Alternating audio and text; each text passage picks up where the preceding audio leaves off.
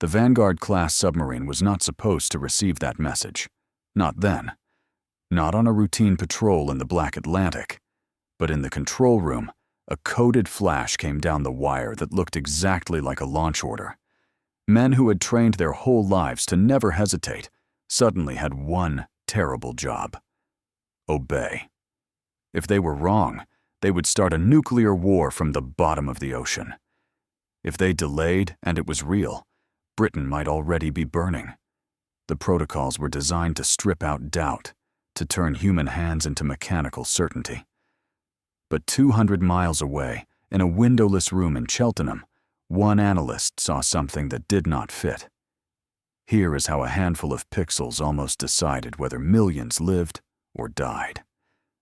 Peter Hales was a signals analyst at GCHQ. He was not a commander, not a minister, not a name anyone outside would know. His skill was simple and brutal. He noticed what did not belong. If he got it wrong, the system would shrug and move on. If he got it right, he might have to tell the Royal Navy that the most sacred message in their universe could not be trusted. On that night, the Vanguard boat was deep in the North Atlantic, running silent. No lights, no windows, just steel and pressure and routines that never changed. Somewhere above, satellites and relay stations stitched together a fragile thread of communication. Along that thread came an emergency action message, wrapped in encryption, authenticated, and routed directly to the submarine's command team. In their doctrine, such a message was assumed to mean one thing: the unthinkable had happened. The captain ordered the sealed safes opened. In the missile control center, men who had never fired in anger broke tamper seals on code books. Far away in Cheltenham, Hales watched the same traffic scroll past on a monitor. It was just another burst of numbers, another block in and less stream, until his mind caught on a detail that refused to slide past. 2 decades earlier, during an exercise, a different submarine had nearly been lost when a mechanical fault triggered a false flooding alarm. Men had raced to seal compartments, convinced they were about to die. One officer was found later, shaking, convinced he had heard the hull crack. He had not. The submarine survived. But the lesson stayed. Systems fail, and when they do, humans cling to procedure like a lifeline. That officer died years later in a car accident on a country road. His name never made the news. His story did not change policy. But for people like Hales, it was a ghost in the room whenever alarms lit up. Hales noticed that the emergency action message carried a routing tag that was technically valid, but subtly wrong for that day's configuration. A single bit in a field that most people never looked at. It was like seeing a familiar signature written with the right letters, but the wrong pressure. It nagged at him. He checked the key schedule. The cryptographic keys in use matched what the submarine would expect. The digital signature verified. On paper, the message was perfect. In the submarine, the weapons engineering officer and his deputy Cross checked the codes. They matched the sealed authentication parameters. The captain knew the doctrine. Assume National Command Authority had issued the order under attack conditions. Surface communications could already be gone. There might be no one left to explain or retract. The missiles sat in their tubes, inert, but waiting. Hales pulled up the previous hour's worth of traffic. He saw that 2 test messages from a backup transmitter had glitched earlier, arriving with minor timing anomalies. That was not unheard of. Space weather, relay congestion, tiny errors that the system usually smoothed out. But this time, the emergency action message had come through the same path. The pattern was wrong. It looked like someone had rehearsed essaying something, then sent the real thing. His supervisor, a woman named Sarah Llewellyn, had spent years in cyber defense. Her job was to think about adversaries who did not attack with missiles, but with code. She had argued in countless meetings that the nuclear command and control chain was becoming a target for subtle corruption. Most people nodded and moved on. The systems were hardened, layered, tested. The idea that someone could slip a counterfeit launch order into that chain felt like science fiction. Now Hales stood at her desk, explaining that a message that looked like the apocalypse might be one of those fictions made real. Llewellyn knew the stakes. If they raised a false alarm, they could paralyze the deterrent. If they stayed quiet and the message was genuine, they might be watching the first moments of the last war. In Northwood, at the UK's Permanent Joint Headquarters, duty officers watched the same situation unfold in a different language: radar plots, satellite feeds, diplomatic channels. At that moment, there was no confirmed missile launch against Britain, no mass blackout of communications, no emergency call from the Prime Minister's secure line. But silence did not equal safety. A first strike could already be inbound, invisible over the pool. The investigation began in steps, each one eating seconds the submarine did not know it had. First, Llewellyn ordered a full integrity check on the message path. They traced the emergency action message back through relay stations, satellite uplinks, and hardened ground terminals. Every hop carried logs. Every log showed the same thing: a valid, authenticated order. Second, they cross-referenced the message format against archived drills and real alerts. Hales found that the structure of the payload matched a war order template, last updated 3 months earlier. But a tiny field, one that indicated the originator's internal system version, claimed A that had not yet been rolled out to all sites.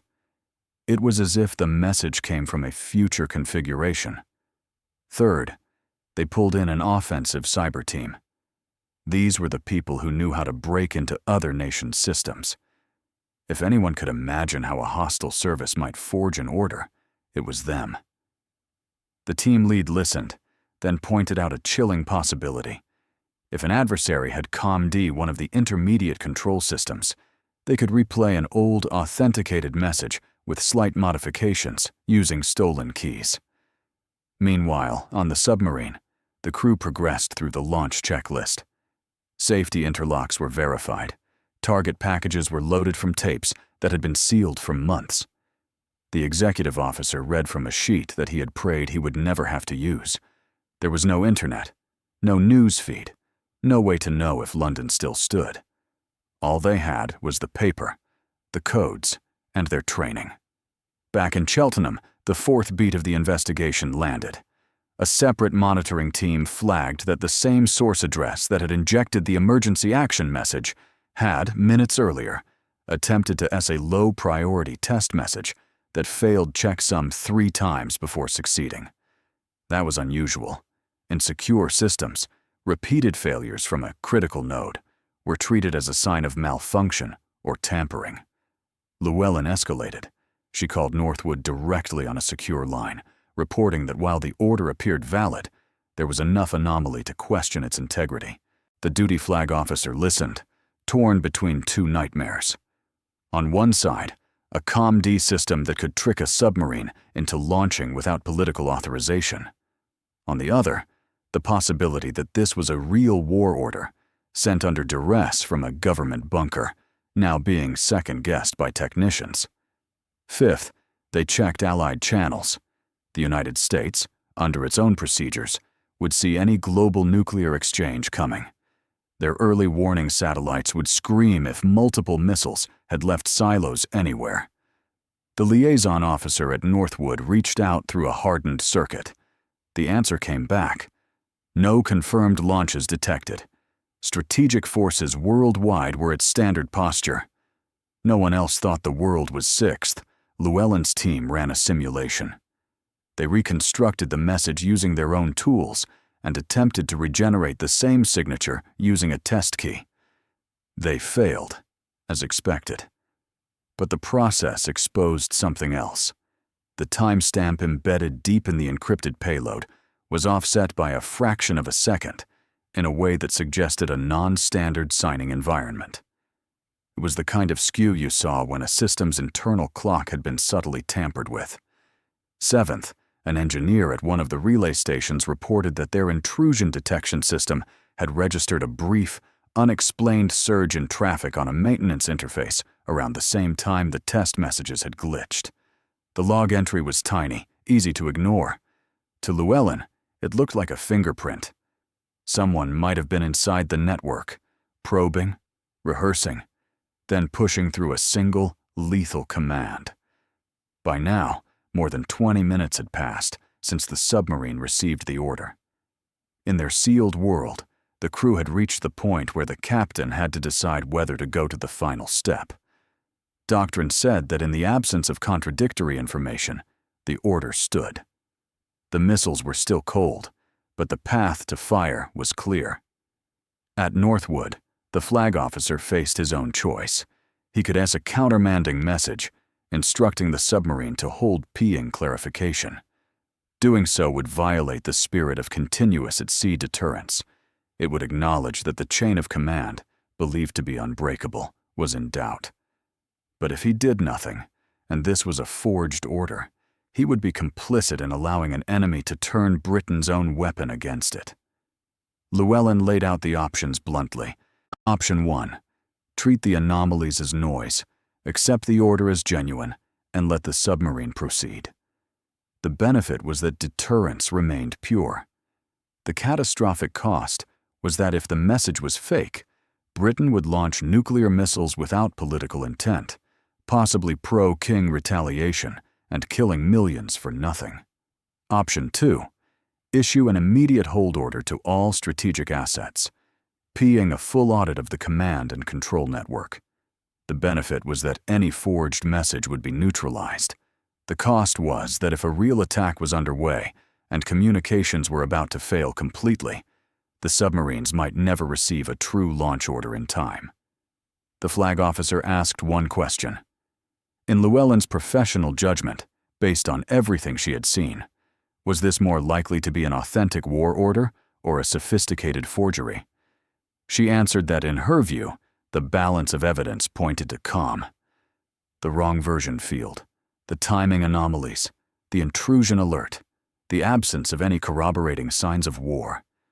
It felt like a test of the system, not a response to missiles in the air. He chose. Northwood issued a Priority 1 message to the Vanguard submarine, instructing the captain to suspend execution of the previous order and await further instructions. The message used a different path, a different key hierarchy, one reserved for emergency overrides. In the control room, the captain received it, read it twice, and quietly ordered the crew to stand down from launch posture, but maintain readiness.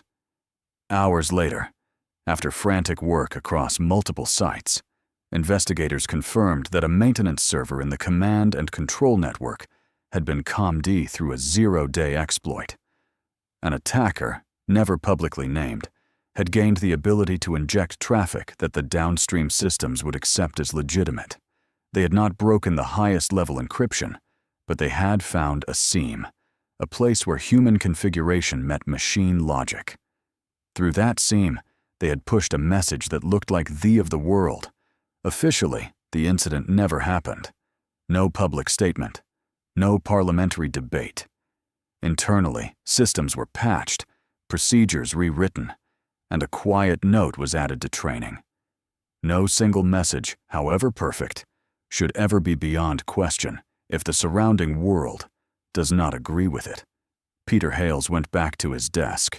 His name did not appear in any honors list. Sarah Llewellyn moved on to another project, another invisible war. The submarine completed its patrol, returned to base, and its crew told their families that nothing unusual had happened. This account is based on composite scenarios discussed in open sources about nuclear command and control vulnerabilities, cyber intrusion case studies, and the real doctrines that govern submarines carrying ballistic missiles.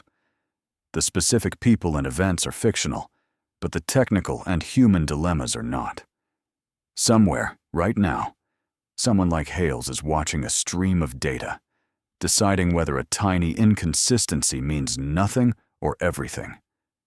In your world, when a perfectly authenticated instruction arrives that clashes with what your eyes and instincts tell you, what do you do? Do you obey the system because that is how it has always worked? Or do you risk everything by pulling the brake? Type S if you would follow the system, I if you would trust your instincts. Then check the comments to see which side most people are real.